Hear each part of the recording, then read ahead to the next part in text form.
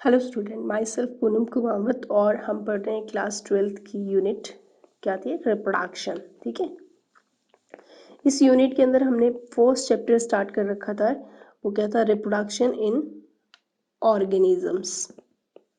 ठीक है, और इस चैप्टर के अंदर अभी तक हम लोगों ने क्या क्या पढ़ा था, रिप्रोडक्शन कैसी फिनोमिना है, मतलब इसकी जो डिफाइनिंग फिनोमिना है या नॉन डिफाइनिंग फिनोमिना है लिविंग की, ये देखा। उसके बाद में हम लोगों ने देखा कि लाइफ स्पैन क्या होती है।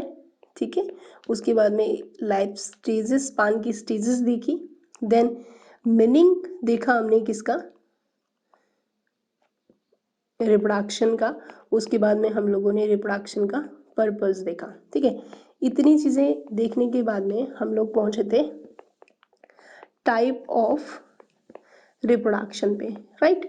तो जब हम रिप्रोडक्शन के टाइप कर रहे थे तो वहाँ पे हमारे पास कितने टाइप आए थे बच्चों, दो टाइप थे हमारे पास। एक तो था एसेक्सुअल रिप्रोडक्शन और दूसरा कौन सा था, सेक्सुअल रिप्रोडक्शन। ठीक है, और हम लोगों ने कौन सा स्टार्ट कर रखा था, एसेक्सुअल रिप्रोडक्शन।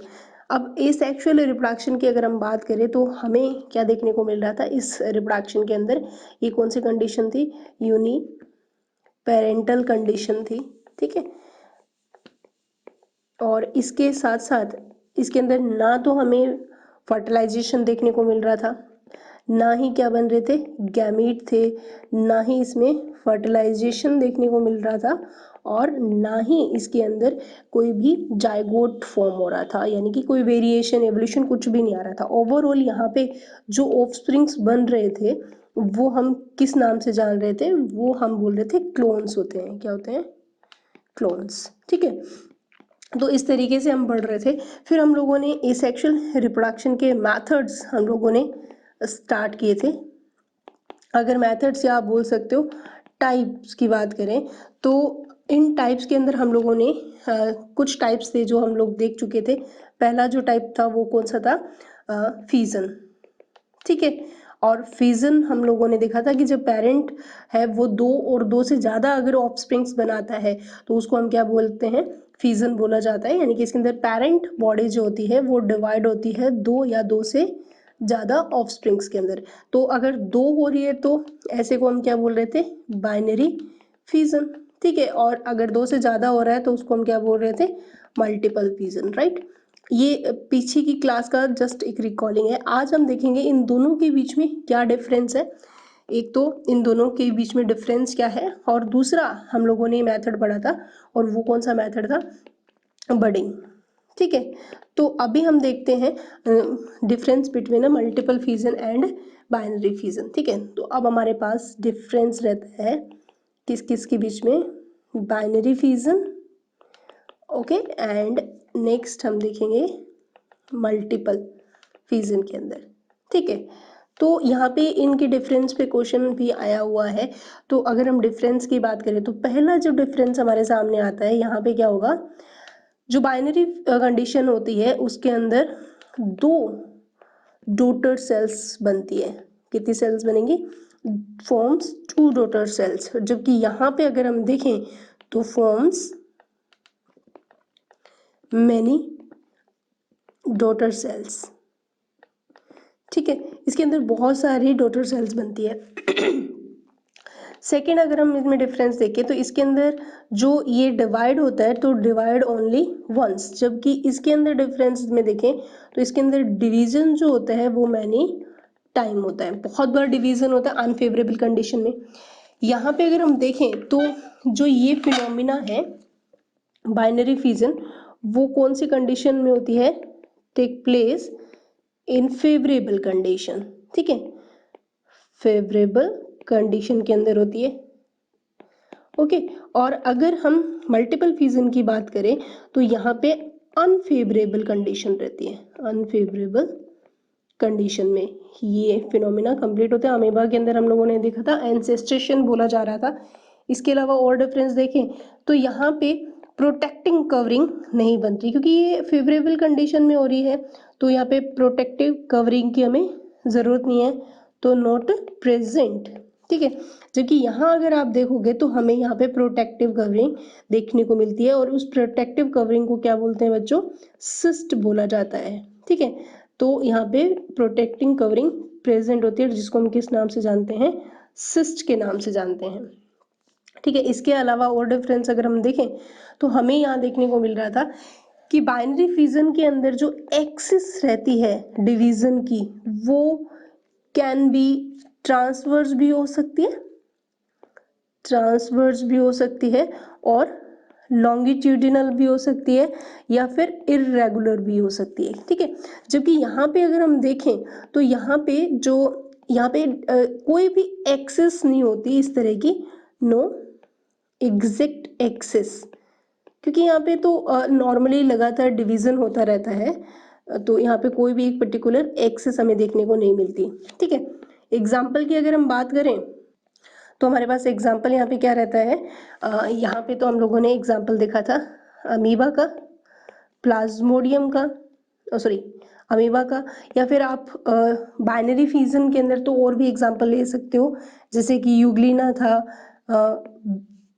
और पैरामीशियम था, यानी कि बैक्टीरिया वगैरह, इस सब के अंदर ये होता है। जबकि अगर हम यहाँ देखें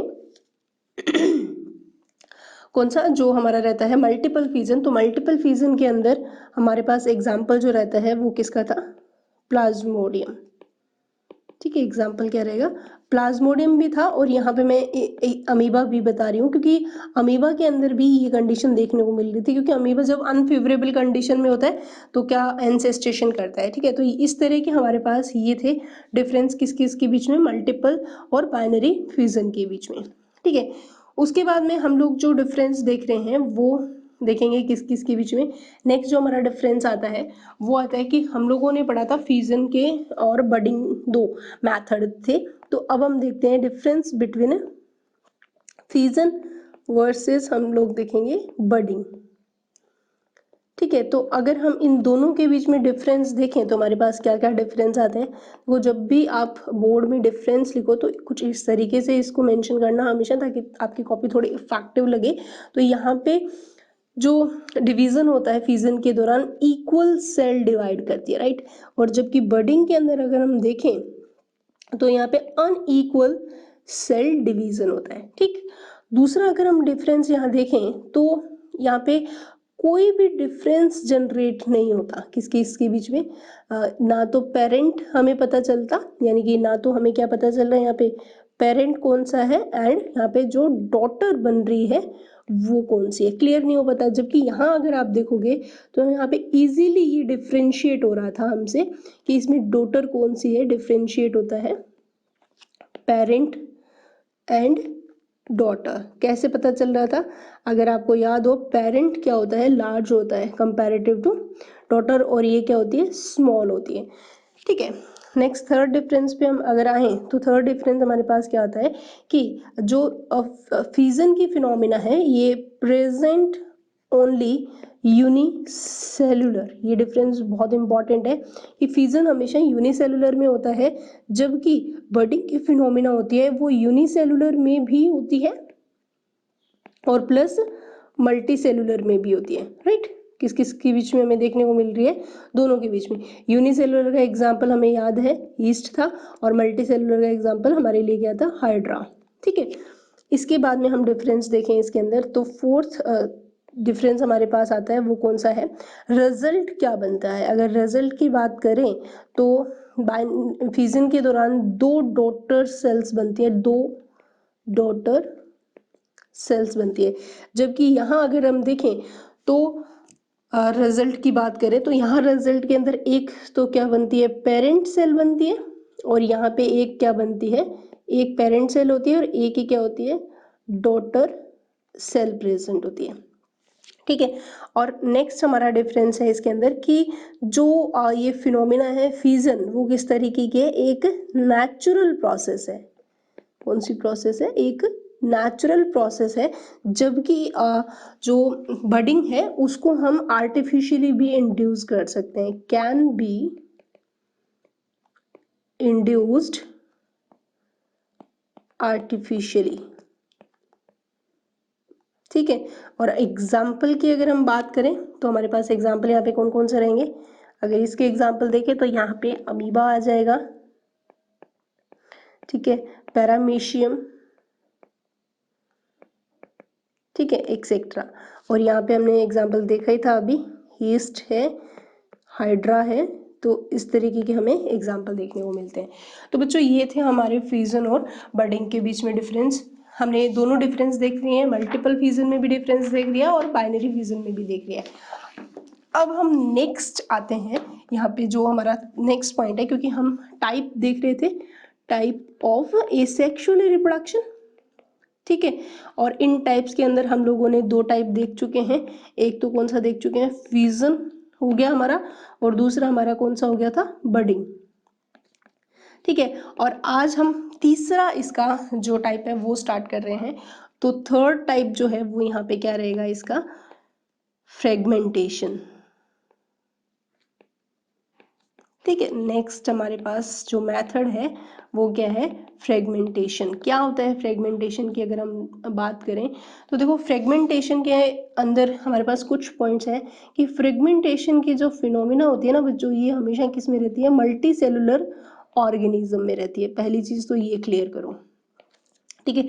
दूसरी चीज कि इसके अंदर क्या होता है, इस फिनोमिना के अंदर कि जो बॉडी होती है, पेरेंट बॉडी ब्रेक होती है छोटे छोटे फ्रेगमेंट्स में, और हर एक फ्रेगमेंट जो होता है वो कन्वर्ट होता है। तो इसके अंदर हम लिख सकते हैं कि पेरेंट बॉडी जो होती है वो क्या होती है, break into small fragments,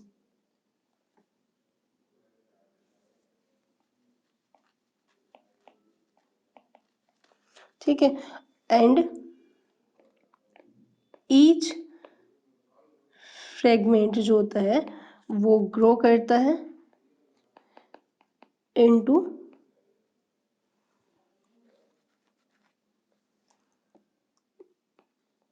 new individual,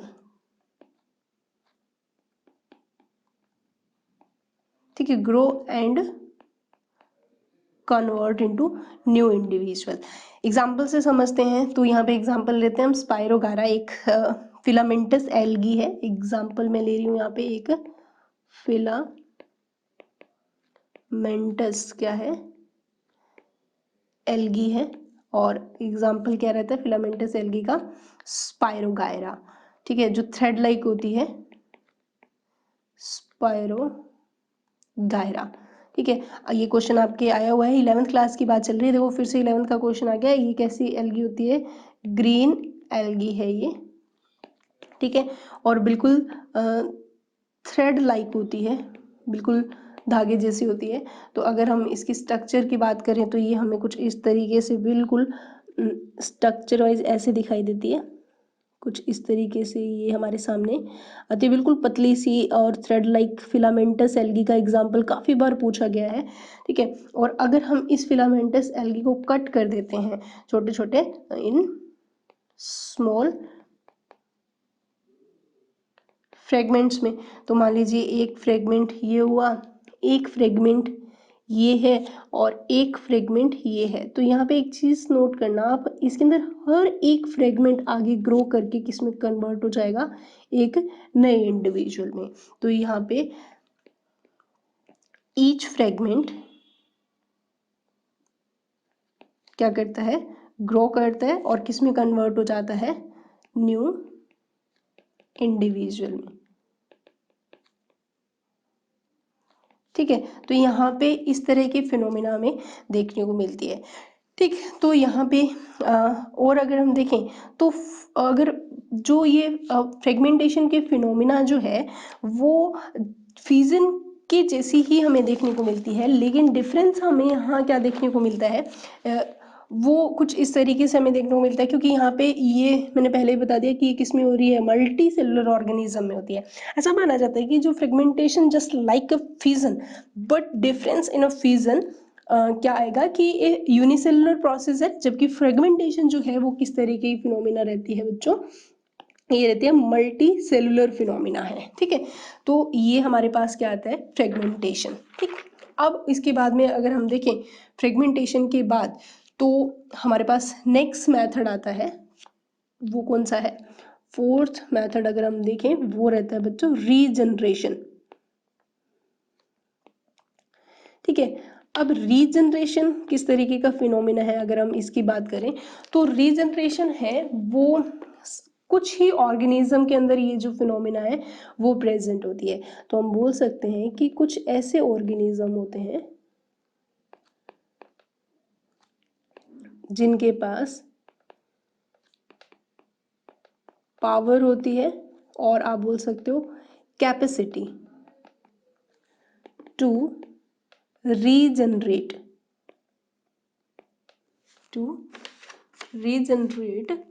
किसको करने की? There lost parts, but some organism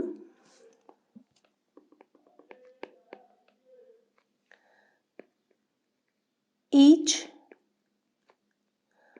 cut part या cut body part can develop into new organism. यहाँ पे दो चीजें हैं बच्चों, देखना होगा कि यहाँ पे कुछ तो ऐसे ऑर्गेनिज्म होते हैं जो कि सिर्फ और सिर्फ अपने लोस्ट बॉडी पार्ट को ही क्या करते हैं? रीजनरेट करते हैं। और कुछ ऑर्गेनिज्म ऐसे होते हैं जो उस कट बॉडी पार्ट से पूरा का पूरा नया इंडिविजुअल क्या कर लेते हैं? जनरेट कर लेते हैं। ठीक है, तो ये जो चीज़ है वो थोड़ी सी अलग है यहाँ पे। तो यहाँ पे अगर हम एक प्रॉपर डेफिनेशन की बात करें तो वो क्या रहेगी हमारे पास? डेफिनेशन की बात करें तो रीजनरेशन क्या है? एक प्रोसेस है in which whole new organism can be produced from their cut body part। ठीक है, सो यहाँ पे एग्जाम्पल की बात करें तो हमारे पास एग्जाम्पल के फॉर्म में यहाँ पे क्या रहेगा? प्लेनेरिया। ठीक है, तो हमारे पास एग्जाम्पल क्या रहता है? प्लेनेरिया। एग्जाम्पल को हम समझे तो कुछ इस तरीके से हमें देखने को मिलेगा। मान लीजिए ये प्लेनेरिया है, ठीक है, और इस प्लेनेरिया के मैंने 3 पोर्शन कट कर दिए, एक तो ऊपर का रीजन, एक मिड रीजन और एक लोअर रीजन, टेल रीजन। ठीक है, इसको 3 पीस में डिवाइड कर दिया। तो यहाँ पे आप देखोगे कि जो हेड रीजन था वो रीजनरेट करेगा मिडिल पोर्शन को भी और लोअर पोर्शन को भी। और यहाँ पे देखोगे कि जो मिडिल पोर्शन होता है वो जनरेट करता है हेड रीजन को भी और टेल रीजन को भी। और जबकि यहाँ पे टेल रीजन की बात करें वो मिडिल रीजन को भी और हेड रीजन को रीजनरेट कर रही है। तो यहाँ पे रीजनरेट होके यहाँ पे कितने 3 न्यू इंडिविजुअल्स या 3 न्यू ऑफस्प्रिंग्स यहाँ पे क्या होते हैं? फॉर्म होते हैं। 3 नए इंडिविजुअल्स यहाँ पे फॉर्म हुए, क्योंकि यहाँ पे क्या हो रहा है कि जो लॉस्ट बॉडी पार्ट है यानी कि ये जो कट बॉडी पार्ट है वो रीजनरेट हो रहा है किसके अंदर? एक नए इंडिविजुअल के अंदर। तो यहाँ पे इस चीज़ को बहुत क्लियरली समझना होगा। तो हम बोल सकते हैं कि जो रीजनरेशन के फिनोमिना है ना बच्चों, रीजनरेशन, वैसे तो ये थोड़ा सा नीट स्टैंडर्ड का क्वेश्चन आया हुआ है कि रीजनरेशन के अगर हम टाइप की बात करें तो कितने टाइप हमें यहाँ देखने को मिलते हैं। तो यहाँ पे 2 टाइप का रीजनरेशन हमारे सामने रहता है। एक तो होता है, इसको बोलते हैं मॉर्फोलेक्सिस, ठीक है, और एक को हम बोलते हैं एपीमॉर्फोसिस। ठीक है, तो वैसे तो आपके टाइप तो कभी नहीं पूछे जाते, लेकिन कभी कभी क्या होता है ना बच्चों, स्टेटमेंट के अंदर ये क्वेश्चन आपसे पूछ लिया जाता है कि मॉर्फोलेक्सिस क्या होता है और एपीमॉर्फोसिस क्या है। तो यहाँ पे थोड़ा सा हमें इसके बारे में नॉलेज होना बहुत ज़रूरी है। तो इसके अंदर जो मॉर्फोलेक्सिस है इसके अंदर क्या होता है?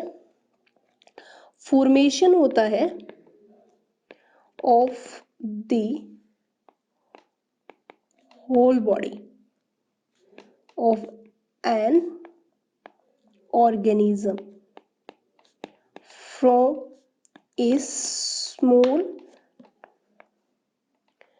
फ्रेगमेंट, यानी कि इसके अंदर क्या होता है कि जो कट बॉडी पार्ट होता है, मैं लिख देती हूँ इन शॉर्ट, कट बॉडी जो पार्ट होता है वो जस्ट कन्वर्ट हो जाता है, या आप बोल सकते हो रीजनरेट होता है किसके अंदर, एक new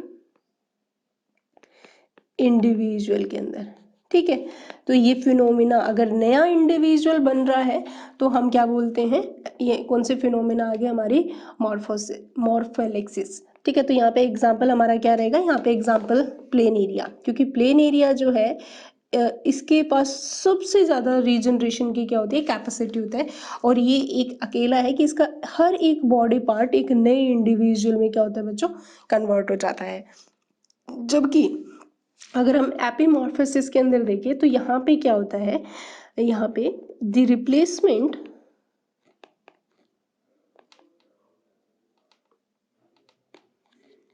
of the lost body part. ठीक है, यहाँ पे सिर्फ जो बॉडी पार्ट हुआ है वो क्या होता है, रिप्लेस होता है।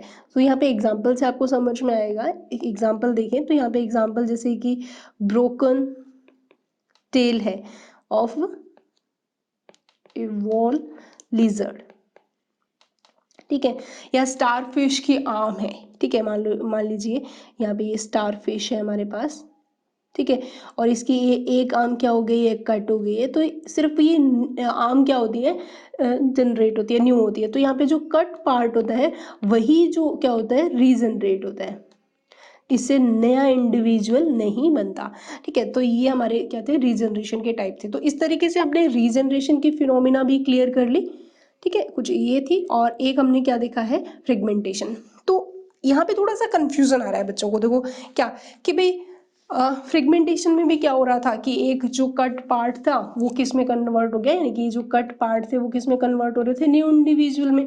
और सेम रीजनरेशन में भी यही चीज़ देखने को मिल रही है कि जो कट बॉडी पार्ट है वो किस में कन्वर्ट हो रहे हैं, रीजनरेशन में। तो फिर यहाँ पे एक बहुत ही इंपॉर्टेंट क्वेश्चन जनरेट हो रहा है, वो ये कि यहाँ पे इन दोनों में डिफरेंस क्या है, यानी कि फर्मेंटेशन और रीजनरेशन के अंदर हमारे पास क्या क्या डिफरेंस आया है। तो अभी हम वही क्लियर करेंगे, यानी कि हम देखेंगे फ्रेगमेंटेशन और रीजनरेशन में डिफरेंस।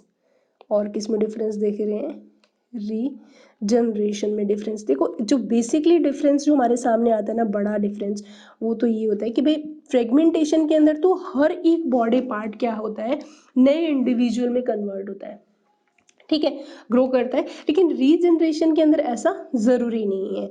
तो यहाँ पे हम डिफरेंस के फॉर्म में क्या क्या लिखते हैं वो देखते हैं। तो इसके अंदर जो पहला डिफरेंस आएगा वो ये है कि इट इज़ अ मैथड, ये सारे डिफरेंस आपके बोर्ड एग्जाम के लिए बहुत इंपॉर्टेंट है, ऑफ एसेक्सुअल रिप्रोडक्शन। ये आपका एक नीट के एग्जाम में स्टेटमेंट भी था कि ये तो एक क्या है, टाइप है किसका, या एक मेथड है किसका, एसेक्सुअल रिप्रोडक्शन का। बट रीजनरेशन जो है, इट कैन बी, रिप्रोडक्शन हो भी सकता है प्लेनेरिया की पर्सपेक्टिव में और नहीं भी, क्योंकि सारे ऑर्गेनिज्म तो नहीं बनाएंगे। और formation of a lost body part, ठीक है। तो यहाँ पे ये रिप्रोडक्शन की फिनोमिना हो भी सकती है, नहीं तो इसके अंदर जो लोस्ट बॉडी पार्ट होता है सिर्फ वही बनता है, नया इंडिविजुअल नहीं बनता। जबकि रिप्रोडक्शन में तो हमें क्या करना होता है, एक नया इंडिविजुअल को क्या करना होता है, फॉर्म करना होता है। नेक्स्ट डिफरेंस अगर हम देखें तो जो फ्रेगमेंटेशन की फिनोमिना है वो it occurs in organism with simple body, ठीक है।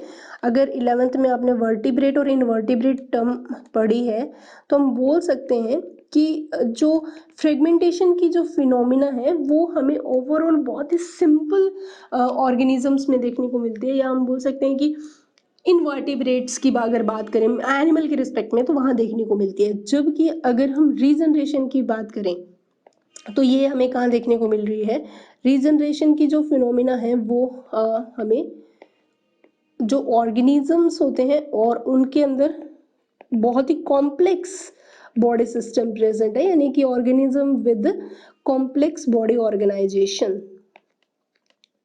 ठीक है, तो यहाँ पे ये चीज़ आपको क्लियर करनी होगी। यहाँ पे बॉडी जो है वो एक कॉम्प्लेक्स होती है, जबकि इसके अंदर बहुत ही सिंपल बॉडी के अंदर ये फिनोमिना कंप्लीट हो जाती है। नेक्स्ट इसमें डिफरेंस हमारे सामने क्या आता है, वो ये रहता है कि इसके अंदर पेरेंट बॉडी जो होती है वो ब्रेक होती है फ्रेगमेंट्स में, और हर एक फ्रेगमेंट जो होता है ग्रो करके इंडिपेंडेंटली कन्वर्ट होता है इन न्यू ऑर्गेनिज्म में। तो आप यहाँ पे लिख सकते हो कि जो पेरेंट ऑर्गेनिजम्स हैं वो क्या होते हैं बच्चों, ब्रेक्स होते हैं into fragments and each capable of growing independently.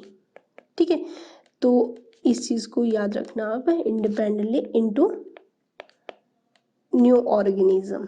ठीक है, जबकि अगर हम यहाँ देखें किसके अंदर, रीजनरेशन की फिनोमिना के अंदर, इसके अंदर क्या होता है, इसमें हमें क्या देखने को मिलता है, ये एक प्रोसेस है by which some organism replace करता है, या फिर आप बोल सकते हो रिस्टोर करता है लॉस्ट बॉडी पार्ट को। ठीक है, तो यहाँ पे दोनों ही चीजें हैं कि जो रीजनरेशन की फिनोमिना तो देखो हमें भी देखने को मिलती है, जो नेल्स और हेयर है वो रीजनरेट होते रहते हैं, तो लेकिन नया इंडिविजुअल तो नहीं फॉर्म होता ना। इसके अलावा आप क्या देख सकते हो कि जो ये फिनोमिना है वो जो लोअर कैटेगरी के जो ऑर्गेनिज्म है उनमें देखने को मिलते हैं, या फिर जिनका ऑर्गेनाइजेशन बहुत ही सिंपल है उनके अंदर देखने को मिलता है, लेकिन इनके अंदर ऑर्गेनाइजेशन लेवल क्या होता है, बहुत ही हाई होता है। इसके अंदर ये भी चीज़ देखने को मिल रहा है कि जितने भी ऑल जो ब्रोकन पार्ट्स होते हैं ऑफ द ऑर्गेनिज्म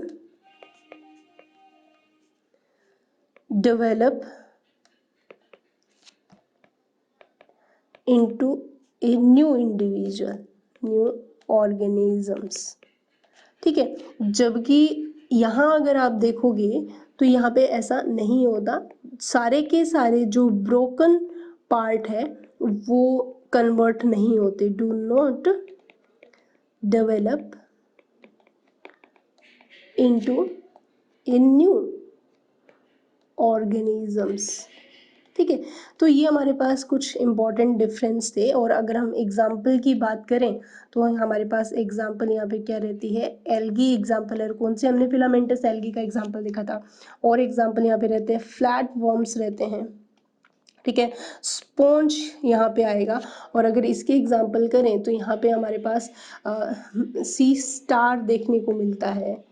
ठीक है, इसके अलावा मैमल्स जो प्लेनेरिया है, मेमेलियन जो आते हैं, मेमेलियंस। ठीक है, और कुछ प्लेनेरिया का एग्जाम्पल भी आप लिख सकते हो। तो इस तरीके से ये डिफरेंस हमारे सामने आते हैं। ये डिफरेंस है हमारे रीजनरेशन और फ्रेगमेंटेशन में। फ्रेगमेंटेशन में तो क्या है कि हर एक ऑर्गेनिज्म जो है कट पार्ट होता है वो कन्वर्ट हो जाता है किसके अंदर, जितना भी इसके ब्रोकन पार्ट होते हैं वो एक नए इंडिविजुअल बनाता है, लेकिन इसके अंदर कंपलसरी नहीं है कि हर एक ब्रोकन पार्ट न्यू ऑर्गेनिज्म में कन्वर्ट हो। ठीक है, तो ये भी क्वेश्चन है कि बहुत ही सिंपल, या फिर बोल सकते हो कि लोअर ऑर्गेनाइजेशन के जो ऑर्गेनिज्म होते हैं उनके अंदर हमारे पास फ्रेगमेंटेशन की फिनोमिना होती है।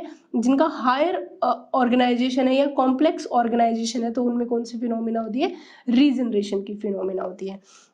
ठीक है, तो ये हमारे पास थे सारे के सारे इन डिफरेंस किन किन के बीच में, फ्रेगमेंटेशन और रीजनरेशन के बीच में। देखिए यहाँ पे आप एक चीज़ क्लियर करते रहो, हम सारे के सारे डिफरेंस इसलिए कर रहे हैं क्योंकि यहाँ पे हमारे पास बोर्ड के पर्सपेक्टिव बहुत सारे क्वेश्चंस आते हैं जो इनसे डायरेक्ट आते हैं कि राइट द डिफरेंस। अब हमारे पास हमने जो है कौन कौन से डिफरेंस कर लिए थे, ये हमारे पास रीजनरेशन आ चुका है, उसके बाद में हम फिफ्थ यहाँ पे डिफरेंस कर रहे हैं।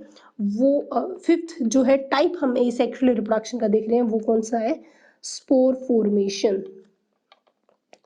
ठीक है, अब स्पोर फॉर्मेशन की जो फिनोमिना है इसको आप एक और नाम से भी जानते हो, और वो क्या है, स्पोरुलेशन भी बोलते हैं इसको, हम क्या बोलते हैं, स्पोरुलेशन। ठीक है, अब जो स्पोर फॉर्मेशन की जो फिनोमिना है वो क्या होती है कि इसके अंदर जो स्पोर्स होते हैं ना, इनके अंदर जो स्पोर्स होते हैं वो छोटे छोटे क्या होते हैं, प्रोपेग्यूल्स होते हैं। ठीक है, प्रोपेग्यूल्स वो स्ट्रक्चर होती है जिससे नया इंडिविजुअल फॉर्म होता है, उसको हम क्या बोलते हैं, प्रोपेग्यूल। तो ये वर्ड भी काफी इंपॉर्टेंट है, विच जर्मिनेट। जैसे एक सीड जर्मिनेट होता है नए प्लांट के अंदर, ठीक उसी तरीके से जो स्पोर्स होते हैं वो जर्मिनेट होते हैं किसके अंदर, न्यू इंडिविजुअल के अंदर। ठीक है, तो यहाँ पे इस चीज को याद रखना कि जो यहाँ पे जो प्रोपेग्यूल्स हैं वो क्या है, वो एक नए इंडिविजुअल को फॉर्म करते हैं। ठीक है, तो अब अगर हम देखें तो स्पोर के स्ट्रक्चर की बात करें तो स्पोर क्या होते हैं, स्पोर्स बहुत छोटे होते हैं, स्पोर्स आर मिनर सिंगल सेल होते हैं। ठीक है, इसके अलावा हम बोल सकते हैं ये वैसे तो मल्टी सेल भी हो सकते हैं, सिंगल स्ट्रक्चर होती है। ठीक है, तो हम बेसिकली मान के चलते हैं ये सिंगल सेल्ड होते हैं। ये इनके ऊपर जो वॉल प्रेजेंट होती है वो थिक भी हो सकती है और थिन भी हो सकती है, यानी कि अगर हम बात करें इनके ऊपर वॉल प्रेजेंट होती है। ठीक है, और वो वॉल जो है वो कैसी हो सकती है, थिक भी हो सकती है और थिन भी हो सकती है। ठीक है, अगर हम इनके प्रेजेंस की बात करें तो कॉमनली ये कहाँ प्रेजेंट होते हैं, कॉमनली ये प्रेजेंट होते हैं मोनेरा के मेंबर में। अब यहाँ पे मोनेरा वर्ड लिखा है तो बच्चों अगर 11th आपकी क्लियर है तब क्लियर हो जाएगा कि मोनेरा कौन सा हमारा फाइलम था। प्रोटिस्टा के जो मेंबर हैं वो स्पोर बनाते हैं, कुछ एल्गी के अंदर कुछ पर्टिकुलर जनरेशन होती है जहाँ पे स्पोर बनते हैं, और कौन बनाता है, फंजाई। ठीक है, तो ये आपके एग्जाम्पल बहुत इंपॉर्टेंट है कि स्पोरुलेशन के फिनोमिना इनमें से कौन कौन करता है, तो आंसर क्या जाएगा हमारे पास, ऑल ऑफ दीज आएगा। ठीक है, अगर हम बात करें स्पोर की मोटिलिटी के बेसिस पे, यानी कि हम देख रहे हैं टाइप ऑफ स्पोर। ठीक है, और किसके बेसिस पे, उनकी मोटिलिटी के बेसिस पे। तो मोटिलिटी के बेसिस पे जो यानी कि फर्स्ट बेस हम मान के चल रहे हैं वो क्या है, मोटिलिटी। मोटिलिटी के बेस पे हमें जो स्पोर है वो दो तरह से देखने को मिलते हैं। एक स्पोर कौन सा होता है, मोटाइल स्पोर होता है बच्चों। ठीक है, और एक स्पोर कौन सा होता है, नॉन मोटाइल स्पोर। ठीक है, दूसरा स्पोर कौन सा होता है, नॉन मोटाइल। नाम से ही पता चल रहा है कि मोटाइल स्पोर का यहाँ पे मतलब क्या है, ऐसे स्पोर जो कि चल सकते हैं। ठीक है, तो ये यहाँ पे मोटाइल का मतलब है जो मूव कर सकते हैं, यानी कि ये क्या कर सकते हैं, मूव कर सकते हैं, इनकी मूवमेंट प्रेजेंट होती है और ये मूव नहीं कर सकते। एग्जाम्पल की अगर हम बात करें तो हमारे पास एग्जाम्पल क्या रहता है यहाँ पे, तो इसका एग्जाम्पल हमारे पास रहता है जूस्पोर। बहुत ही इंपॉर्टेंट वर्ड है ये जूस्पोर, वैसे तो आपने 11th में भी पढ़ा था। और जूस्पोर का एग्जाम्पल अगर हम देखें तो कहाँ देखने को मिलेगा, यूलोथ्रिक्स। ठीक है, और एक एग्जाम्पल हम लेते हैं एल्ब्यूगो। ठीक है, दो एग्जाम्पल हमारे सामने हैं जूस्पोर के। अगर यहाँ पे नॉन मोटाइल है तो इसका मतलब ये मूव नहीं कर सकती, तो इसका एग्जाम्पल में हम क्या रखते हैं, कोनिडिया। ठीक है, और कोनिडिया कहाँ प्रेजेंट होता है, पेनिसिलियम। ठीक है, और भी हमें देखने को मिल सकते हैं, कोनिडिया हो गया, दूसरा अगर हम देखें तो वो होता है क्लेमाइडोस्पोर। ठीक है, और क्लेमाइडोस्पोर हमें कहाँ देखने को मिलता है, वो है Rhizopus, bread algae, bread fungus या ब्रेड फंगस भी बोला जाता है इसको। नेक्स्ट हमारे पास एग्जाम्पल रहते हैं ऊडिया। ठीक है, ये अगैरिकस में देखने को मिलता है। एक एग्जाम्पल है हमारे पास स्पोरेंजियोस्पोर। ठीक है, तो ये हमें क्या देखने को मिलता है, म्यूकर के अंदर। तो ये सारी क्या है, एल्गा है हमें, सॉरी फंगस है हमें देखने को मिलती है। तो सपोज है ना, अगर आपसे क्वेश्चन में एक ऑप्शन में आपको दिया हुआ है कॉनिडिया दिया हुआ है, ठीक है, एक के अंदर क्लेमाइडोमोनास दिया है, ऊडिया दिया हुआ है, और एक में जूस्पोर दिया हुआ है, ठीक है, तो वहां पे अगर आपसे पूछा जाए कि इसमें से मोटाइल स्पोर कौन है, तो आंसर क्या जाएगा, जूस्पोर मोटाइल है। और ये तीनों के तीनों कैसे हैं, नॉन मोटाइल है, यानी कि इनके अंदर मूवमेंट नहीं होती, ठीक। अगर हम इनके डायग्राम की बात करें किस तरीके से हमें देखने को मिलते हैं, तो जूस्पोर जो है वो हमें कुछ इस तरीके से देखने को मिलते हैं।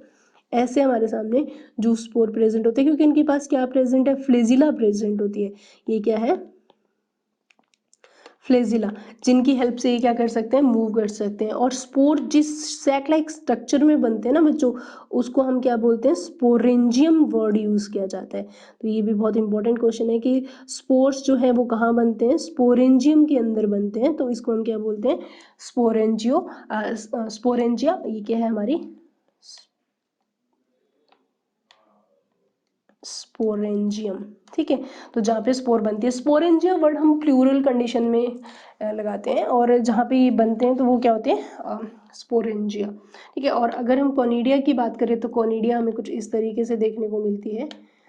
कोनिडिया के अंदर हमें आपको जो स्पोर्स हैं वो ऐसे देखने को मिलते हैं, और इसके अंदर इस तरीके से ऊपर क्या लगे रहते हैं, कोनिडिया लगे रहते हैं, ठीक है। तो ये आपके एनसीईआरटी का डायग्राम है, आप एनसीईआरटी के अंदर देख सकते हो। तो इस तरह की आपको स्ट्रक्चर देखने को मिलती है। तो ये यहाँ पे क्या दिख रहे हैं, कोनिडिया, क्या देखने को मिल रहे हैं, कोनिडिया, ठीक है। तो ये है। तो अगर यहाँ पे हमने जो स्पोर का टाइप किया था वो किसके बेस पे था, मोटिलिटी के बेस पे था। नेक्स्ट हम देखते हैं type of spore, of spores किसके बेस पे बच्चों, उनके फॉर्मेशन के बेस पे, ठीक है। तो फॉर्मेशन के बेस पे अगर हम देखें तो कुछ स्पोर ऐसे होते हैं जो स्पोरेंजिया के अंदर बनते हैं, और कुछ स्पोर ऐसे होते हैं जो आउटसाइड बनते हैं, ठीक है। तो इसके बेसिस पे हमारे पास स्पोर दो टाइप के हो गए, एक तो होते हैं एक्सोजीनस स्पोर, ठीक है, और एक कौन से हो गए, एंडोजीनस, एंडोजीनस स्पोर, ठीक है। एक्सोजीनस स्पोर की अगर हम बात करें, एक्सो का मतलब ही क्या होता है, आउटसाइड द बॉडी, ठीक है। तो एक्सो का मतलब होगा आउटसाइड द बॉडी, यानी कि ये कहाँ बनते हैं, बॉडी के बाहर बनते हैं, जबकि ये कहाँ बनते हैं, inside the body. Inside the body का मतलब क्या है, इनसाइड का मतलब होता है, यहाँ पे जो इनसाइड का यहाँ पे वर्ड दिया हुआ है वो है एक सैक लाइक स्ट्रक्चर के अंदर, और वो सैक लाइक स्ट्रक्चर क्या रहती है, अभी मैंने आपको बताया था, उस inside the sac like structure, और उसको हम क्या बोलते हैं, स्पोरेंजियम, क्या बोलते हैं हम, स्पोरेंजियम। और अगर हम उसके प्लूरल केस की बात करेंगे तो वर्ड आएगा स्पोरेंजिया, ठीक है। तो यहाँ पे आउटसाइड द जो बॉडी बनते हैं उनको हम क्या बोलते हैं, एक्सोजीनस, और इनसाइड तो बनते हैं उनको बोलते हैं एंडोजीनस। एग्जाम्पल की बात करें तो बाहर की साइड में तो कौन से बन रहे हैं, कोनिडिया, ठीक है। तो वो एग्जाम्पल हमारे आगे, एक्सोजीनस और एंडोजीनस की एग्जाम्पल की बात करें तो हमारे पास एग्जाम्पल आ जाएगा जू स्पोर्स, ठीक है। तो ये हमारे पास क्या रहते हैं, एग्जाम्पल रहते हैं। अगर हम स्पोर की बात करें तो जो स्पोर्स होते हैं ना बच्चों, ये काफ़ी दूरी तय करते हैं, यानी कि carried miles away from the point जहाँ से वो बने हैं, ऑफ देयर ओरिजिन, ठीक है, और to new place by wind, ठीक है। तो ये जो स्पोर है और जहाँ से बनते हैं वहाँ से ये काफ़ी डिस्टेंस पे चले जाते हैं उड़ के। तो सपोज देन कि अगर हम यहाँ देखें तो जो स्पोर, मान लीजिए ये इस तरीके से हमारे पास एक स्पोर है, ये क्या है, स्पोर, और ये स्पोर विंड के थ्रू कहीं और आया है, तो ये आने के बाद में क्या करता है, जर्मिनेट करता है, ठीक है। अब जब स्पोर बहुत माइक्रोस्कोपिक होता है, पहली बात तो ये चीज़ कि स्पोर जो होता है वो क्या होता है, माइक्रोस्कोपिक माइक्रोस्कोपिक होता है, बहुत ही छोटा होता है। तो जब ये जर्मिनेट करता है स्पोर, तो ये कुछ इस तरह से स्ट्रक्चर बनाता है, एक नेटवर्क बनाता है थ्रेड लाइक स्ट्रक्चर का, ठीक है। और ये इस तरीके से, तो ये एक पूरी की पूरी हमारे सामने क्या आती है, उस पर्टिकुलर फंगस की बॉडी, यानी कि ये क्या रहती है, मेन बॉडी ऑफ फंजाई। और इस मेन बॉडी को हम क्या बोलते हैं, माइसीलियम के नाम से जाना जाता है। ये सारे के सारे टर्म जो है ना 11th के अंदर देखे थे, तो इस पूरी बॉडी को हम क्या बोलते हैं, माइसीलियम। और इस पूरी बॉडी के अंदर हमें बीच बीच में कुछ ऐसे सेट्स देखने को मिलते हैं जिनके अंदर हमें एक गोल सी स्ट्रक्चर देखने को मिलती है, वो कुछ इस तरीके से रहती है। मान लीजिए ये क्या है, थ्रेड लाइक स्ट्रक्चर, और इस थ्रेड लाइक स्ट्रक्चर के ऊपर क्या बनता है, इस तरीके से स्पोरेंजिया बनता है। और इस स्पोरेंजिया के अंदर क्या प्रेजेंट होते हैं, इस तरह के छोटे छोटे बहुत सारे स्पोर प्रेजेंट होते हैं, ठीक है। तो यहाँ पे जो ये थ्रेड लाइक स्ट्रक्चर होती है, इसको हम किस नाम से जानते हैं, इस थ्रेड लाइक स्ट्रक्चर को बोला जाता है बच्चों हाइफी। क्या बोलते हैं इसको, हाइफी, ठीक है। इसको हम किस नाम से जानते हैं, हाइफी। और यहाँ पे जो ये सैक लाइक स्ट्रक्चर है, ये हमारी क्या है, स्पोरेंजियम, ठीक है। और इस स्पोरेंजियम में क्या बन रहे हैं, ये क्या है, स्पोर्स, ठीक है। एक पर्टिकुलर टाइम बाद में ये स्पोरेंजियम क्या होती है, ब्रस्ट हो जाती है, और ब्रस्ट होके स्पोर्स क्या हो जाते हैं, बाहर रिलीज हो जाते हैं। तो इस तरह की हमारे सामने ये स्पोर के जर्मिनेट से लेके उसके अंदर नए स्पोर बनने की जो फिनोमेना है वो दिखाई देती है। तो ये था हमारे पास स्पोर क्या है, और उसके सारे के सारे पॉइंट्स, टाइप भी देख लिए हमने स्पोर के, और उसका फॉर्मेशन। तो स्पोर का फॉर्मेशन की फिनोमेना को हम स्पोरुलेशन भी कहते हैं। अब आता है बच्चों आपके एनसीईआरटी का एक बहुत ही इंपॉर्टेंट क्वेश्चन, और वो क्या है, वो रहता है आपके पास कुछ इस तरीके से कि सिंपल जो ऑर्गेनिजम्स होते हैं वो एसेक्सुअल रिप्रोडक्शन करते हैं, ठीक है। यानी कि अगर हम सिंपल ऑर्गेनिजम्स की बात करें, ठीक है, जो सिंपल ऑर्गेनिजम्स होते हैं वो कौन सा रिप्रोडक्शन करते हैं, सेक्सुअल रिप्रोडक्शन करते हैं, राइट। और सेक्सुअल रिप्रोडक्शन करके क्या बनाते हैं, और सिंपल ऑर्गेनिज्म के एग्जांपल की बात करें तो यहाँ पे क्या होते हैं, यूनिसेलुलर, और कुछ एल्गी, फंजाई भी है, और कुछ स्पॉन्ज भी है, ठीक है, और सिलिंट्रेट भी है, ठीक है। तो इस तरीके से सिलिंट्रेट भी है एक्सेट्रा। तो इस तरीके से ये बहुत सारे सिंपल एनिमल्स और सिंपल प्लांट जो होते हैं वो कौन सा डिवीजन करते हैं, एसेक्सुअल रिप्रोडक्शन करते हैं। तो ये जब एसेक्सुअल रिप्रोडक्शन करते हैं तो उस दौरान ये क्या करते हैं, एक स्पेसिफिक स्ट्रक्चर फॉर्म करते हैं। क्या बनाते हैं, स्पेसिफिक स्ट्रक्चर फॉर्म करते हैं जो इनकी हेल्प करते हैं इन एसेक्सुअल रिप्रोडक्शन में, ठीक है। तो ये जो स्पेशल स्ट्रक्चर होती है, इन स्ट्रक्चर्स को हम क्या बोलते हैं, एसेक्सुअल रिप्रोडक्टिव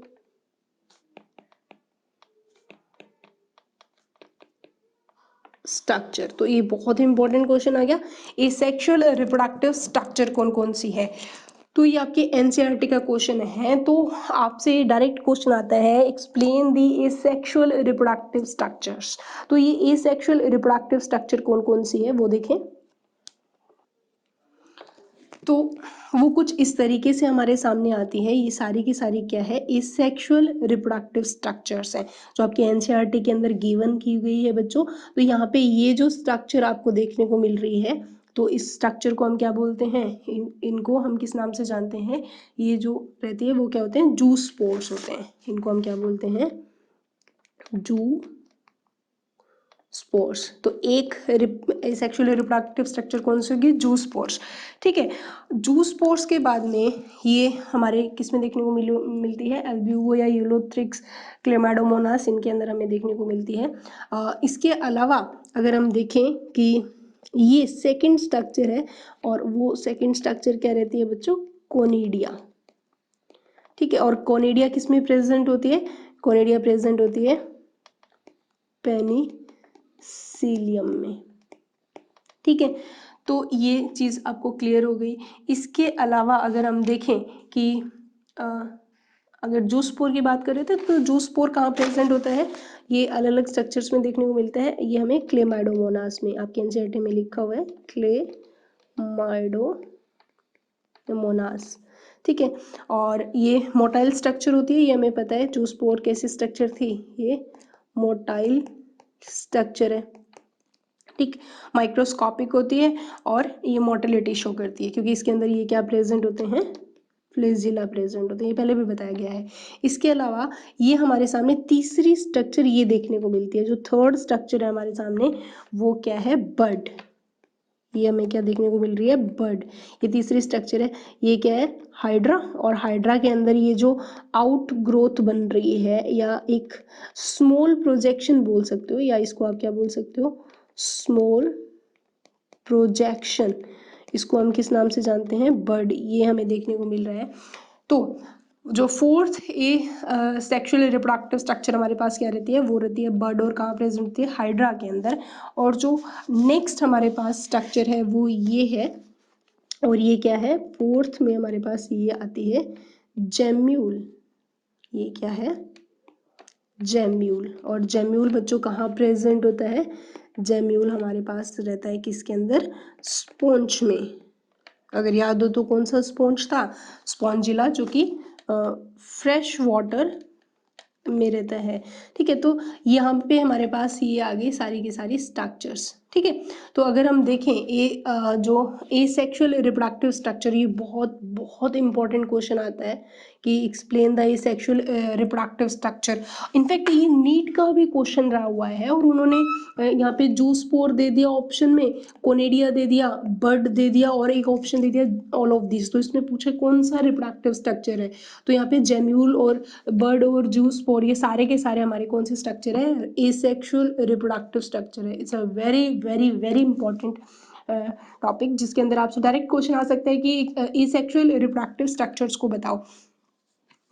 तो ये सारे हमारे क्या है, ए सेक्सुअल रिप्रोडक्टिव स्ट्रक्चर है, ठीक है। तो अगर हम इनको देखें कि जो इनके स्ट्रक्चर पे क्वेश्चन आ सकता है, या एक्सप्लेनेशन में बोर्ड में भी क्वेश्चन आ जाता है, तो ये हमारे थे मेनली वो ए सेक्सुअल मैथड जो हमें कहाँ देखने को मिल रहे थे, मेनली तो एनिमल्स के अंदर ही देखने को मिल रहे थे, ठीक है। तो यहाँ पे ए सेक्सुअल रिप्रोडक्शन की अगर हम बात करें, नेक्स्ट ए सेक्सुअल रिप्रोडक्शन, ठीक है। तो एसेक्सुअल रिप्रोडक्शन में अगर हम देखें तो ये जो है हमें एनिमल्स में भी देखने को मिलता है, ये जो है हमें कहाँ पे देखने को मिलता है, एनिमल्स में भी होता है और प्लांट्स में भी होता है, ठीक है। एनिमल्स के अंदर जो एसेक्सुअल रिप्रोडक्शन होता है ना बच्चों, उसको हम या फिर एनिमल या सिंपल ऑर्गेनिजम्स के अंदर प्रेजेंट है, या फिर हम बोल सकते हैं इन सिंपल ऑर्गेनिजम्स में। तो यहाँ पे एक टर्म देते हैं एसेक्सुअल रिप्रोडक्शन के लिए, उस टर्म को हम क्या बोलते हैं, ये टर्म यूज की जाती है फॉर एसेक्सुअल के लिए, उसको बोलते हैं अनएम्बिजिनियसली,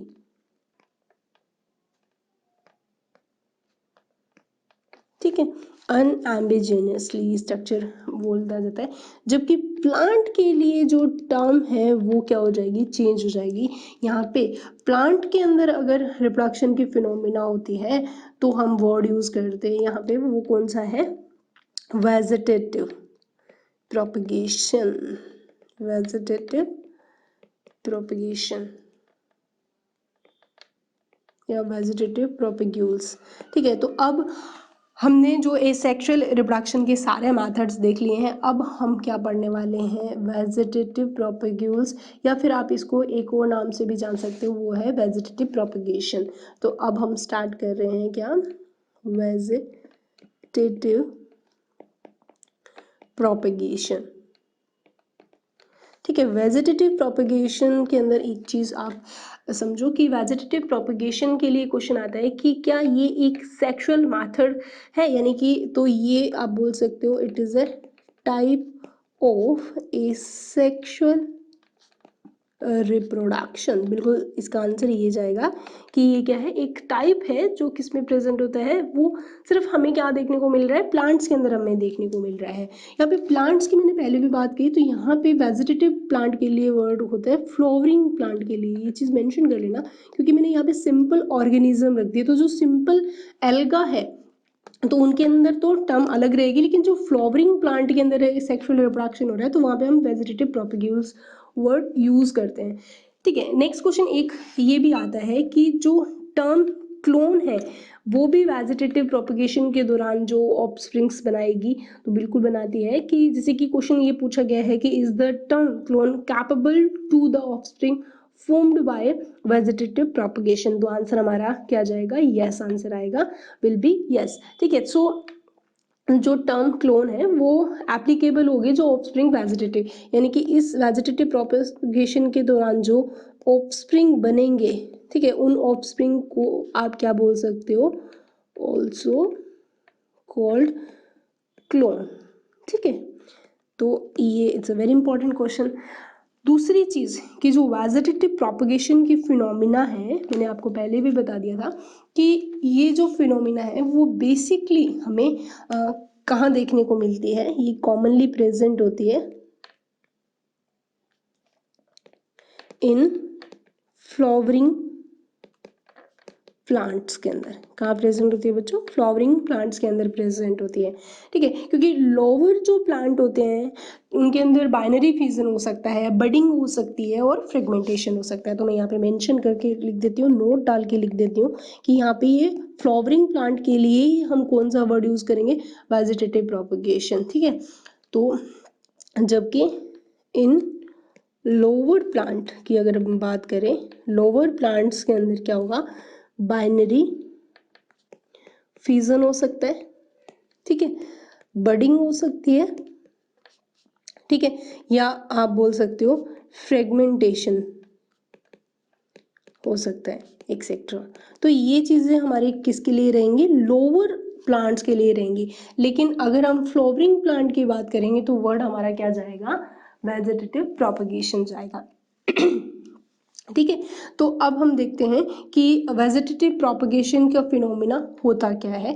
तो देखो, वेजिटेटिव प्रोपेगेशन की अगर हम बात करें तो इस फिनोमिना के दौरान क्या बनता है कि ये जो वेजिटेटिव प्रोपेगेशन है उससे प्रोड्यूस होते हैं a large number of clones. मैंने पहले भी बता दिया, क्लोन्स वर्ड यूज कर सकते हैं इन शॉर्टेस्ट बोल सकते हैं, क्या बोल सकते हैं, शॉर्टेस्ट टाइम। बहुत ही कम टाइम के अंदर हम क्या बना सकते हैं, बहुत ही लार्ज अमाउंट में हम क्लोन बना सकते हैं। अब वेजिटेटिव वर्ड का मतलब क्या है, तो इसको समझते हैं। क्या होता है कि जो प्लांट है ना बच्चों, यानी कि अगर हम वेजिटेटिव वर्ड को समझें तो प्लांट की बात चल रही है, तो मैं यहाँ पे जो फ्लावरिंग प्लांट की बात कर रही हूँ। ठीक है, तो जो ये प्लांट्स होते हैं ना, इनके दो पार्ट होते हैं। ठीक है, तो ये दो पार्ट कौन कौन से होते हैं, एक तो पार्ट होता है वेजिटेटिव पार्ट, क्लियर, एक प्लांट का कौन सा होता है, वेजिटेटिव पार्ट होता है, और एक प्लांट का पार्ट होता है वो कौन सा होता है बच्चों, रिप्रोडक्टिव। वो पार्ट कौन सा होता है, रिप्रोडक्टिव। ठीक है, तो जो वेजिटेटिव पार्ट होता है ना उसके तीन टाइप होते हैं, कौन कौन से, रूट भी वेजिटेटिव में आता है, स्टेम और लीफ। ठीक है, और जबकि रिप्रोडक्टिव के अंदर जो पार्ट रहता है वो कौन सा होता है, वो होता है फ्लावर। ठीक है, तो अगर फ्लावर के अंदर क्या होता है, मेल पार्ट भी होता है, एंड्रोशियम, और फीमेल भी होता है, गाइनोशियम बोलते हैं। तो फ्लावरिंग से अगर रिप्रोडक्शन होता है तो ऐसे रिप्रोडक्शन को हम क्या बोलते हैं, सेक्सुअल रिप्रोडक्शन, जो कि हम अपकमिंग क्लास के अंदर पढ़ेंगे। ठीक है, अभी तो हमें वेजिटेटिव प्रोपेगेशन देखना है। तो वेजिटेटिव प्रोपेगेशन का मतलब ये हुआ कि रूट, स्टेम और लीफ, इन तीनों से अगर कोई न्यू प्लांट प्रोड्यूस हो रहा है, प्रोड्यूस न्यू प्लांट। ठीक है, तो अब ये जो न्यू प्लांट बन रहा है तो इस फिनोमिना को हम क्या बोलेंगे, वेजिटेटिव प्रोपेगेशन। यानी कि एक ऐसे फिनोमिना जिसके अंदर रूट, स्टेम और लीफ आगे क्या प्रोड्यूस कर सकते हैं, न्यू प्लांट, यानी कि new plants are formed root, stem and leaf. This phenomena is known as a vegetative propagation.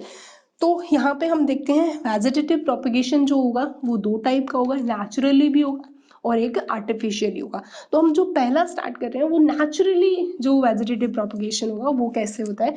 तो हम यहाँ पे सबसे पहला जो वेजिटेटिव प्रोपगेशन लेते हैं वो रूट के थ्रू लेते हैं, यानी कि vegetative propagation by root.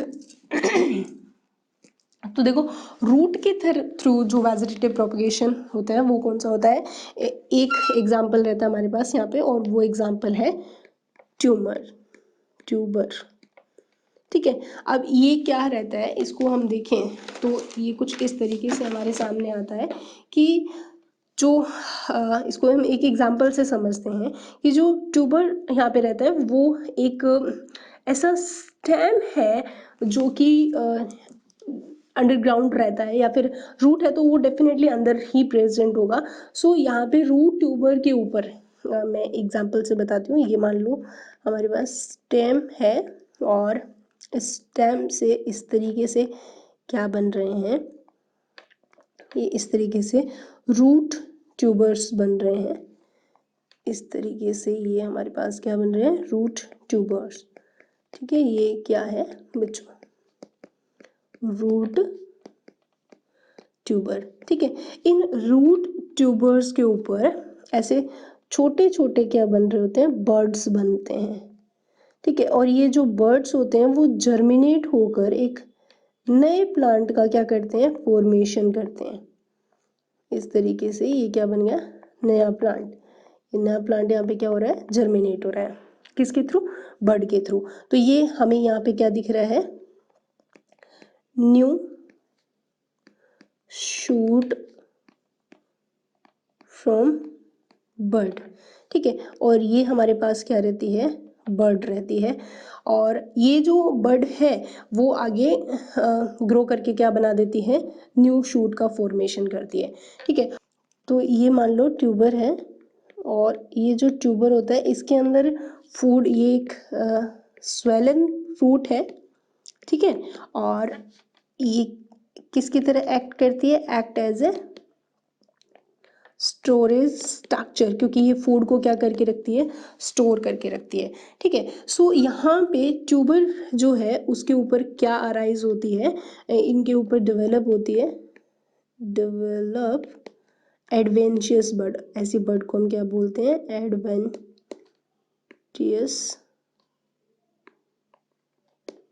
Bird. तो ये आपकी क्वेश्चन क्लियर हो गया कि एडवेंशियस बर्ड फॉर्म होती है कहाँ पे, ट्यूबर के ऊपर बर्ड फॉर्म होती है, और ये बर्ड जो है आगे ग्रो करती है और ग्रो करके कन्वर्ट होती है किसके अंदर, न्यू शूट के अंदर। ठीक है, तो ये थी यहाँ पे root vegetative propagation by root, तो उसके अंदर ट्यूबर एग्जाम्पल रहता है। और यहाँ पे एग्जाम्पल देखें ये क्या रहता है, तो एग्जाम्पल हमारे पास रहेगा स्वीट पोटैटो, डहेलिया और एस्परजिनस। ठीक है, तो ये एग्जाम्पल है हमारे पास जिसके अंदर हमें देखने को मिलता है कि नया प्लांट जो अराइज हो रहा है वो कहाँ से हो रहा है, एडवेंशियस बर्ड से हो रहा है, और ये एडवेंशियस बर्ड आगे ग्रो करके कन्वर्ट होती है शूट के अंदर। सो यहाँ पे जो स्वीट पोटैटो है is a very important example. ठीक है, इसी तरीके से अगर हम देखें कि जो ये स्ट्रक्चर है, अगर हम इसके अंदर कंसिडर करते हैं कि रिप्रोडक्टिव स्ट्रक्चर के बाद में अगर हम देखें कि वेजिटेटिव प्रोपगेशन के जो फिनोमिना है वो हमने किसके थ्रू देख ली, रूट के थ्रू देख ली, क्योंकि रूट के अलावा भी ये किस किस के थ्रू हो सकती है, स्टेम के थ्रू हो सकती है और लीफ के थ्रू हो सकती है। सो अब हम देखते हैं कि स्टेम के थ्रू किस तरीके से ये फिनोमिना कंप्लीट होती है। सो अब हमारा है वेजिटेटिव प्रोपगेशन, यानी कि अब हम देखते हैं वेजिटेटिव प्रोपगेशन बाय स्टेम, ठीक है। तो सेकंड हमारे पास क्या है, स्टेम। अब आपको पता है कि स्टेम जो होते हैं वो 3 टाइप के हमें देखने को मिलते हैं। कौन कौन से स्टेम हमें देखने को मिलते हैं? एक तो होता है अंडर ग्राउंड स्टेम होता है, ठीक है। दूसरा हमारे पास, ये सारा 11th में आप लोगों ने पढ़ा है, लेकिन फिर भी मैं आपको यहाँ पे रिकॉल करवा रही हूँ। एक आपने पढ़ा था एरियल या सब एरियल स्टेम, ठीक है। एक आपने पढ़ा था एरियल स्टेम, ठीक है। तो इन स्टेम से ऐसे न्यू स्ट्रक्चर्स या न्यू प्लांट फॉर्म होते हैं, ठीक है। तो उस फिनोमेना को हम क्या बोलते हैं, वेजिटेटिव प्रोपगेशन। तो हम यहाँ पे देखें तो वैसे तो मेनली एग्जांपल वेजिटेटिव प्रोपगेशन की किस में आते हैं, अंडरग्राउंड स्टेम में ही आते हैं, लेकिन कुछ एग्जांपल हमें सब एरियल और एरियल से भी देखने को मिलते हैं, ठीक है। तो अभी हम देखते हैं कि इसके अंदर अंडरग्राउंड स्टेम में क्या क्या रहता है। तो सबसे ज़्यादा एग्जांपल तो हमें क्या देखने को मिलते हैं, अंडरग्राउंड स्टेम के अंदर ही देखने को मिलते हैं। तो सबसे पहले हम देखते हैं अंडरग्राउंड स्टेम के अंदर। तो यहाँ पे पहला एग्जांपल हम किस में देख रहे हैं, यानी कि vegetative propagation by underground stem, ठीक है। अंडरग्राउंड स्टेम के अंदर हम देखें तो हमारे पास जो पहला एग्जांपल रहता है बच्चों, वो होता है राइजोम्स। वैसे तो काफ़ी सारे एग्जांपल है, लेकिन जो एनसीईआरटी में इंपॉर्टेंट है मैं उन्हीं के ऊपर डिस्कशन कर रही हूँ। तो राइजोम क्या है इसके बारे में अगर हम बात करें तो एनसीईआरटी ने बेसिकली आपके डायग्राम दिया हुआ भी है, वो भी हम देखेंगे कि कौन कौन से यहाँ पे आपके प्रोसीजर दिखा रखे हैं। तो राइजोम की अगर हम बात करें तो राइजोम्स क्या होते हैं, ये एक राइजोम जो है वो क्या है, एक थिक स्ट्रक्चर है, या आप बोल सकते हो राइजोम एक थिक क्या है, स्टेम है, और या आप बोल सकते हो it's a root like stem. तो भी आंसर गलत नहीं जाएगा आपका। ये किसके जैसा स्टेम है, रूट लाइक स्टेम है। अंडरग्राउंड है, मैंने पहले भी कंसिडर कर ही दिया कि अंडरग्राउंड है तो मतलब होगा। और ये जो स्टेम होता है ये क्या करता है, स्टोर करता है किसको, फूड को, ठीक है। और ये कैसे ग्रो करता है, ये ग्रो करता है हॉरिजॉन्टली। ये क्या करता है, ग्रो करता है इन दी सॉइल, ठीक है। और अगर देखें तो इन जो राइजोम है इनके ऊपर क्या बनते हैं, बड बनते हैं। तो इनके ऊपर जो बड है वो फॉर्म होते हैं, और वो बड कैसी होती है, वो होती है एक्सिलरी बड। कैसी बड बनती है, एक्सिलरी बड बनती है, एक्सिलरी बड बनती है, और जो आगे फॉर्म करती है न्यू प्लांट को, ठीक है। तो राइजोम जो है वो बहुत इम्पॉर्टेंट है। तो अगर हम देखें इसके स्ट्रक्चर के ऊपर देखें तो समझ में आएगा। तो अगर हम स्ट्रक्चर देखें तो राइजोम हमें कुछ इस तरीके से देखने को मिलता है। ये मान लीजिए ये राइजोम रहता है, हॉरिजॉन्टल स्ट्रक्चर रहती है इसकी इस तरीके से, ये मान लीजिए, और इसके ऊपर इस तरीके से ये प्रेजेंट होते हैं, नोड और इंटरनोड्स प्रेजेंट रहते हैं, और यहाँ पे इस तरीके से हमें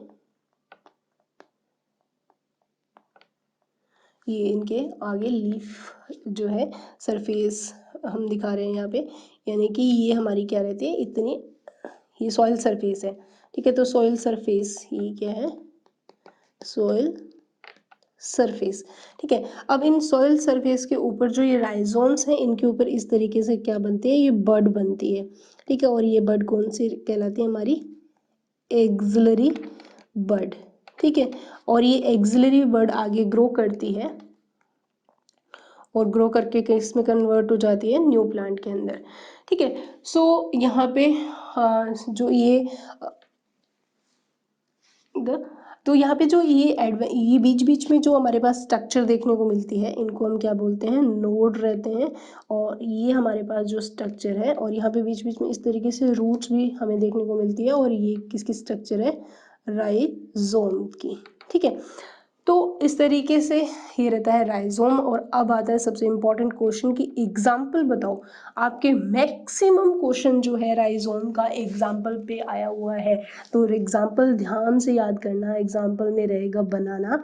वैसे तो 11th में आप राइजोम करके आए हो, जब आपने मॉर्फोलॉजी की थी प्लांट की, फ्लावरिंग प्लांट की, तो ये सारे एग्जांपल्स थे। लेकिन आप एनसीईआरटी के अंदर पढ़ोगे तो ये आपको दिखा रखे हैं, ठीक है। तो टर्मरिक हो गया,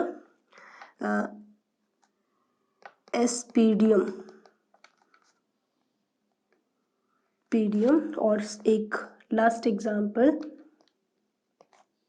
एडियंटम, ठीक है। तो बनाना और जिंजर तो मोस्ट फेवरेबल एग्जाम्पल रहता है राइजोम का जो पूछा जाता है, ठीक है। तो यहाँ बनाना, एडियंटम, जिंजर, टर्मरिक, एस्पीडियम, तो ये सारे के सारे आपको एग्जाम्पल राइजोम के याद होने चाहिए। तो राइजोम डायरेक्ट आपसे क्वेश्चन पूछा जाता है कि किस तरीके का स्टेम हमें देखने को मिलेगा, अंडरग्राउंड स्टेम है, ठीक है। उसके बाद में अंडरग्राउंड स्टेम की अगर हम बात करें तो हमारे पास आता है अंडरग्राउंड स्टेम के अंदर सेकंड एग्जांपल हम देखेंगे अंडरग्राउंड स्टेम का, वो रहता है हमारे पास, वापस से आता है ट्यूबर, ठीक है। यहाँ पे ट्यूबर पहले भी था लेकिन वो रूट ट्यूबर था, और हम यहाँ पे बात कर रहे हैं यहाँ पे कौन सा, स्टेम ट्यूबर की, ठीक है, स्टेम ट्यूबर। तो यहाँ पे जो ये ट्यूबर होते हैं इनके ऊपर दे हैव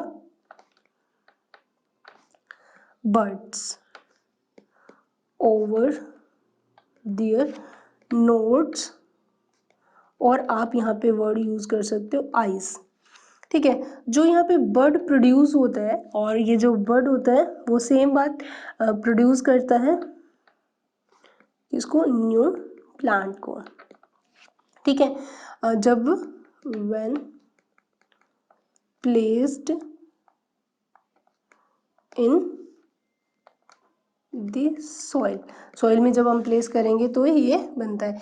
अगर एग्जाम्पल की बात करें तो हमारे पास एग्जाम्पल है यहाँ पे पोटैटो, एग्जाम्पल की बात करें तो एग्जाम्पल हमारे पास क्या है, पोटैटो, ठीक है। तो हमें पोटैटो के अंदर इस तरीके से, ये मान लीजिए नोड है और इसके ऊपर इस तरीके से हमें क्या देखने को मिलते हैं, बहुत सारे बीच बीच में, जिनको आप पोटैटो आई भी बोलते हो, और ये जो आई है वो आगे इस तरीके से ग्रोथ करती है और किस में कन्वर्ट हो जाती है, एक नए शूट के अंदर कन्वर्ट हो रही है, और इस बर्ड के नीचे क्या बनने स्टार्ट हो जाती है, रूट बनने स्टार्ट हो जाती है, और ये इस तरीके से जर्मिनेट होते रहते हैं। सो यहाँ पे ये तो क्या बन रही हैं, रूट, और ये क्या बन रहा है, यंग प्लांट, ठीक है। और ये हमारे पास क्या है, बर्ड प्रेजेंट है, जिसको आप आई भी बोल सकते हो, ठीक है। तो ये हमारे पास अंडरग्राउंड स्टेम का एग्जांपल था। इसके अलावा जो थर्ड एग्जांपल हम देखते हैं यहाँ पे वो रहता है बल्ब, ठीक है। बल्ब भी आपने पढ़ा हुआ है। बल्ब क्या होता है, ये कंडेंस्ड शूट होता है, क्या होता है, कंडेंस शूट होता है। अंडरग्राउंड के एग्जांपल चल रहे हैं, ठीक है। और विच हैव वन और मोर बर्ड्स, जिसके अंदर एक और एक से ज़्यादा बर्ड भी हो सकती हैं। इनके अंदर जो बर्ड होती है ना, ये आप सेंटेंस याद रखना, जो बर्ड होती है वो प्रेजेंट इनसाइड दी बल्ब होती है, यानी कि बल्ब के अंदर ही बर्ड प्रेजेंट होती है, इनसाइड द बल्ब होती है, और ये बर्ड आगे ग्रो करके क्या बनाती है, नया प्लांट। एग्जाम्पल के अंदर हमारे पास एग्जाम्पल रहेगा गार्लिक का और अनियन, ठीक है। आपको पता ही है कि इस तरीके से मान लो ये हमें देखने को मिल रहा है, तो ये तो इस तरीके से हमारे सामने ये अनियन का फॉर्म ले सकते हो। तो इस तरीके से ये ऊपर का पोर्शन रहता है, और ये क्या रहता है, रूट, और यहाँ पे ये जो है वो कंडेंस्ड शूट रहती है, ठीक है। तो ये भी एक अंडरग्राउंड का ही एग्जाम्पल रहता है। बल्ब के बाद में हमारे पास नेक्स्ट जो टाइप रहता है अंडरग्राउंड का, वो रहता है कॉम, ठीक है। कॉम्स भी एक अंडरग्राउंड स्वेलन क्या है, स्ट्रक्चर होती है। ये क्या है, अंडरग्राउंड है, अनब्रांच्ड है, स्वेलन, और अंडरग्राउंड क्या है, स्टेम है। और इसके ऊपर जो सर्कुलर नोड्स प्रेजेंट होते हैं, यानी कि हैविंग सर्कुलर नोड्स, ठीक है। और जो ये नोड्स होते हैं इनके ऊपर क्या प्रेजेंट होता है बच्चों, इन नोड्स के ऊपर प्रेजेंट होता है बड, ठीक है। और ये बड आगे सेम ग्रोथ करती है और क्या कन्वर्ट कर देती है, न्यू प्लांट को फॉर्म कर देती है, ठीक है। एग्जाम्पल हमारे पास देखते हैं क्या रहता है। पहले तो हम डायग्राम देखते हैं। तो इस तरीके से ये मान लीजिए, इस तरीके से ये तो अपर पोर्शन है और ये इस तरीके से हमारे सामने क्या प्रेजेंट रहता है, कॉम, ठीक है। ये इसके अंदर क्या होगी, रूट, ठीक है। और यहाँ पे इस तरीके से बड फॉर्म होती है कुछ इस तरीके से, और वो आगे क्या करती है, जर्मिनेट करती है। ये मान लीजिए बड है और ये क्या बन रही है, कौन सी बड है, एक्सिलरी बड है। कौन सी बड है, एक्सिलरी बड है। और ये जो स्ट्रक्चर है वो क्या है, कॉम, ठीक है। तो कॉम्स के ऊपर बड बनती है और वो आगे ग्रो करती है। एग्जाम्पल की बात करें तो यहाँ पे एग्जाम्पल रहेगा हमारे पास, वो रहता है एमोर्फोफैलस, ठीक है, जिसको हम जमीकंद के नाम से जानते हैं। इसके अलावा एक और एग्जाम्पल है कैलोकेशिया, ठीक है। तो ये एग्जाम्पल इसके, मैं वो एग्जाम्पल और वो टाइप ही बता रही हूँ जो कि आपके बोर्ड में पूछे गए हैं या बुक में प्रेजेंट है, ठीक है। और उसके बाद में हमारा लास्ट, हम क्या पढ़ रहे हैं, अंडरग्राउंड की बात कर रहे थे ना। तो अंडरग्राउंड स्टेम के हम वेजिटेटिव प्रोपगेशन फॉर्म में देख रहे थे। तो राइजोम कर लिया हम लोगों ने, ट्यूबर कर लिया और बल्ब कर लिए। और हमारे पास क्या रहता है अब,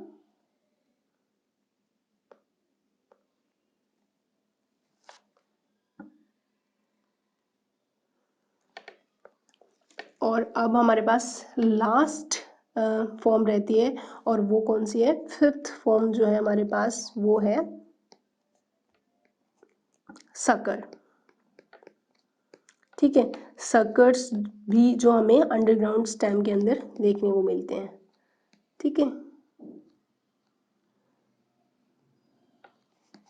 ठीक, तो ये क्या होते हैं, ये स्लेडर अंडरग्राउंड ब्रांचेस है। तो अंडरग्राउंड जो ब्रांचेस जो होती हैं वो क्या होती हैं, डेवलप होती हैं फ्रॉम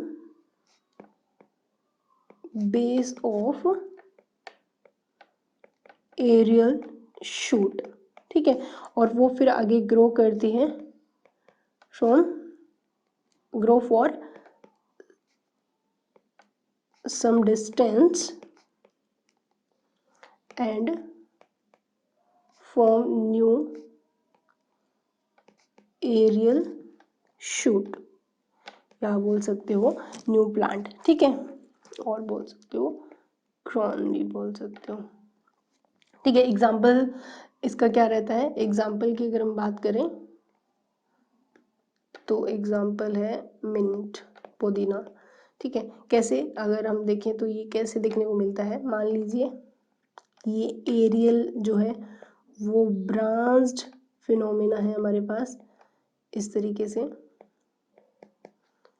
ठीक है।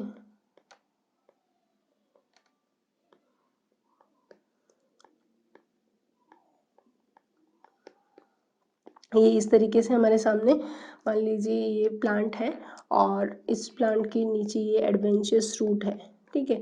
तो अब यहाँ इसके बेस से इस तरीके से हमारे पास क्या निकलती है, ये बेस पार्ट इस तरीके से ग्रो करती है, और ये जो बीच में बन रहा है ये हमारे लिए क्या रहता है, सकर्स रहते हैं, ठीक है। और ये सकर जो है आगे फिर एक नोड से वापस से क्या बनाएगा, रूट बनाता है और ऊपर क्या कर देता है, एक नया प्लांट डेवलप कर देता है। ये हमारे पास आ गया एक नया प्लांट, ठीक है। तो ये तो हमारे पास क्या है, ओल्ड प्लांट था, ठीक है। और ओल्ड प्लांट के बेस से एक सकर फॉर्म हुआ और यहाँ से क्या बन गया, ये नोड रीजन है। और ये जो बन रहा है वो क्या है, न्यू प्लांट है। ठीक है, तो इस तरीके से ये हमारा सर्कल का एग्जाम्पल कंप्लीट होता है। तो हम लोग वेजिटेटिव प्रोपगेशन कर रहे थे बच्चों, तो वेजिटेटिव प्रोपगेशन के अंदर हम लोगों ने अभी सिर्फ अंडरग्राउंड स्टेम है उसके एग्जाम्पल्स किए हैं, एरियल और सब एरियल के हम नेक्स्ट क्लास में देखेंगे। तो आज की जो हमारी क्लास थी उसके अंदर हम लोगों ने वेजिटेटिव प्रोपगेशन रूट से और स्टेम से किया है। स्टेम में सिर्फ हमने किससे किया है, अंडरग्राउंड स्टेम से किया है। सो अभी हम नेक्स्ट क्लास में फिर से मिलते हैं और कंप्लीट करेंगे कौन सा, ये वेजिटेटिव प्रोपगेशन के फिनोमिना किसके अंदर, एरियल और सब एरियल स्टेम में, और फिर रहेगी लीफ के अंदर। तो ये जो सारे जो आपको बताए जा रहे हैं, यानी कि ये आपके एक एनसीईआरटी की लाइन है उसके अंदर मेंशन किया हुआ है कि जो प्लांट होते हैं प्लांट्स के अंदर जो वेजिटेटिव प्रोपगेशन की यूनिट पे क्वेश्चन आया हुआ है। सो मैं आपको बता दूं कि अगर यहाँ से आपसे क्वेश्चन पूछा जाता है तो ये बहुत ही इंपॉर्टेंट क्वेश्चन बनेगा, यानी कि इन प्लांट्स, अगर हम देखें in plants the unit of vegetative, ये आपके एनसीईआरटी की लाइन है बच्चों, ध्यान से समझना है इसको, वेजिटेटिव प्रोपगेशन की बात चल रही है, किसकी बात चल रही है, वेजिटेटिव प्रोपगेशन की बात चल रही है। तो वेजिटेटिव प्रोपगेशन की यूनिट देखें तो यूनिट ऑफ वेजिटेटिव प्रोपगेशन, तो वो कौन कौन सी है आपके एनसीईआरटी के अंदर मेंशन है बच्चों। तो एक तो वहाँ पे दी हुई है रनर, दूसरी यूनिट वहाँ पे मेंशन की हुई है राइजोम, तीसरी यूनिट वहाँ पे मेंशन की हुई है वो कौन सी है, शक्कर, और फोर्थ वहाँ पे दी हुई है वो कौन सी है, ट्यूबर, और फिफ्थ वहाँ पे जो दी हुई है वो कौन सी है जो हम कल नेक्स्ट क्लास में पढ़ेंगे, यानी कि ऑफसेट, और सिक्स्थ वहाँ पे दी हुई है बल्ब। ठीक है, तो ये 6 आपके a unit of vegetative propagation mention की हुई है। ठीक है, तो ये सारी की सारी वेजिटेटिव यूनिट्स हैं, ये आगे कैपेबल होती है किसके लिए, कैपेबल होती है किसके लिए, giving rise of new offspring, या प्लांट्स भी बोल सकते हो। ठीक है, और इन सारी स्ट्रक्चर्स को हम क्या नाम देते हैं, इन सारी स्ट्रक्चर्स को आप एक और नाम दे सकते हैं, वो क्या है, वेजिटेटिव प्रोपग्यूल्स।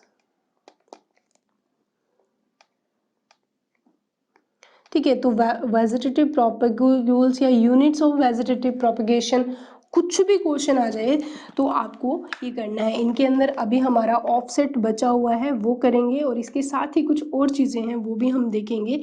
तो ये आपकी क्लास जो है वो बहुत इम्पॉर्टेंट है, क्योंकि ये कुछ 11th से भी आपको कनेक्ट करती है। तो बच्चों इन सारी जो भी टर्म्स मैं बता रही हूँ आपको, runner, rhizome, sucker, tuber, bulb, ये एनसीईआरटी ने अभी 12th में एक्सप्लेन नहीं करे, लेकिन ये 11th में किए हुए हैं, तो उन्होंने सिर्फ नाम दे के छोड़ रखा है। मैंने उन सारी चीज़ों को बहुत अच्छे से क्लियर किया, आप अपने नोट्स मेंटेन करते रहो।